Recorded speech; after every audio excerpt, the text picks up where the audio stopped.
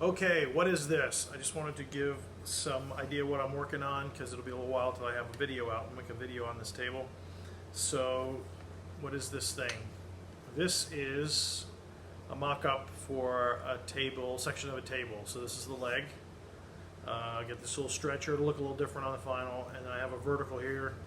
And then this part will be a square panel. There'll be a panel down on this one. This one's just square. And so you'll have 4 legs. So it's going to be a square table about 21 inches square.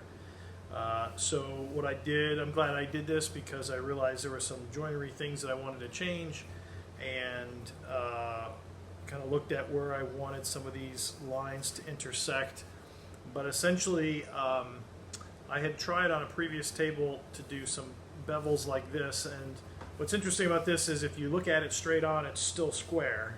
So it really doesn't give you any effect, but if you put it on the 45, you'll see that you see both this taper because of the shadow line, and you see these down here.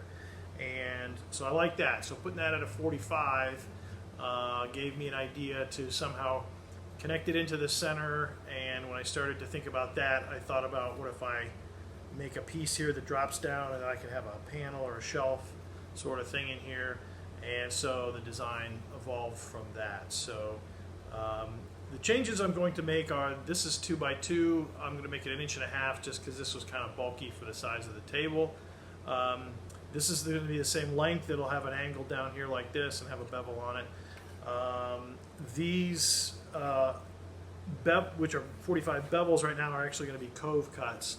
So they will have an inset. And some of that came from the drawing that I did. I actually drew them just like this, but the drawing kind of had this perception of a cove. And I cut some sample pieces somewhere around here, right here.